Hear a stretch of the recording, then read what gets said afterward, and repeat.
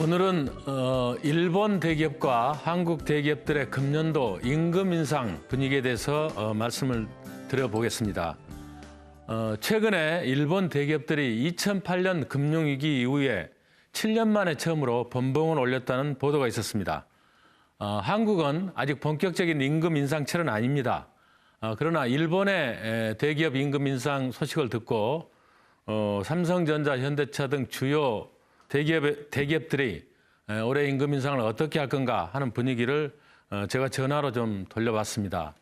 그런데 들려오는 대답은 뜻밖에도 한국은 올해 임금 인상이 쉽지 않을 것 같다 이런 얘기였습니다. 그 이유는 대법원이 작년 12월 통상임금 판결을 하고 통상임금 판결에 의한 인건비 지급 요인이 굉장히 많아졌다는 겁니다.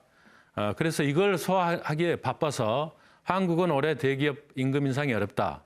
일본은 많이 인상한다. 이렇게 차이가 연초부터 나타나고 있습니다.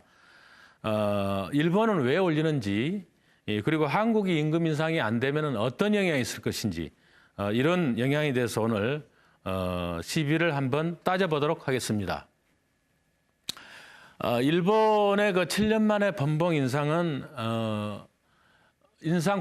발표된 인상폭을 보면은 도요타가 2,000엔, 월 2,000엔, 우리 돈으로 22,000원 정도에서 크지는 않습니다. 연간으로 보더라도 약 25만 원 정도 큰 돈은 아닙니다. 도요타에 이어서 혼다 등 자동차 회사들 그리고 6개 전자 회사들도 소니를 비롯해서 대개 0.7% 안팎으로 올리는 것으로 돼 있습니다. 그런데 이제 일본 대기업들은 작년에 엔저에 의해서 이익이 30% 내지 40% 증가한 걸로 돼 있는데 왜 0.7 내지 0.78%밖에 못 올릴까요?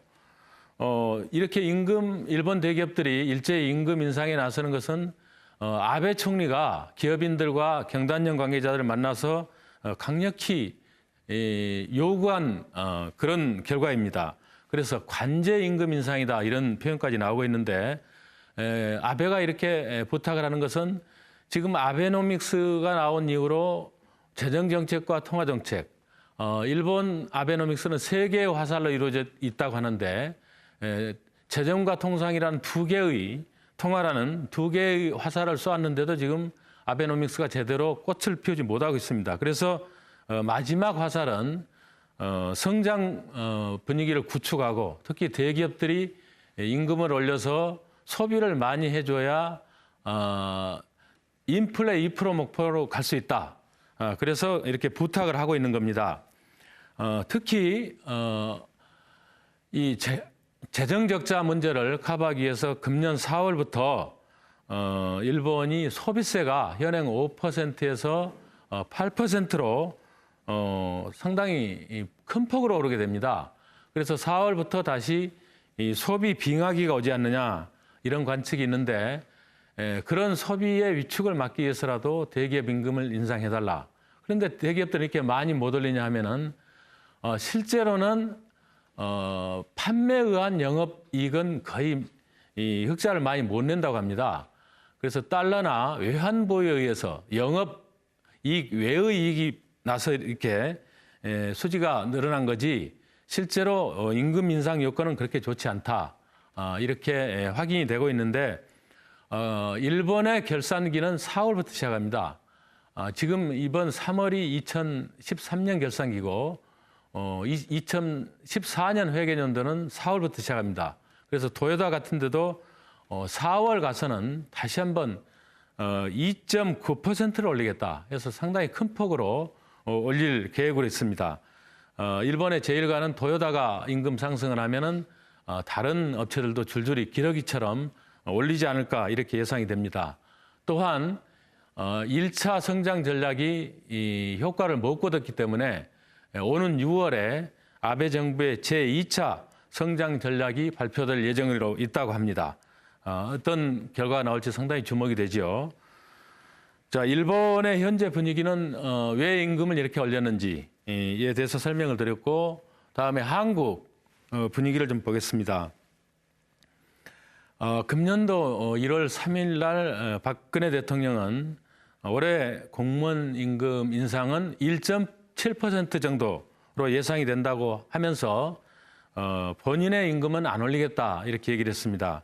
박 대통령의 연봉은 아실지 모르겠지만 1억 9,225만 원입니다. 1.7%를 올린다고 해서 2억이 되는 건 아닙니다만은 어쨌든 동결을 하겠다 이렇게 얘기가 있었고 총리, 감사원장 등도 전부 일괄 동결이 되는데 이렇게 대통령이 말씀하신 것은 국내의 그 어려운 경제 환경을 감안한 점도 있을 거고 그리고 다른 공기업들 개혁, 특히 공기업들은 상당히 대대적인 개혁을 예고를 했기 때문에 솔선수범하겠다 그런 의미도 있었던 것 같습니다. 어쨌든 대통령부터 이렇게 임금을 안 올리겠다 하고 나니까 다른 사회 전반적인 분위기가 임금을 안 올리는 쪽으로 공기업도 그럴 것이고 그리고 대기업들도 역시 작년에 영업 실적이 많이 안 좋았습니다.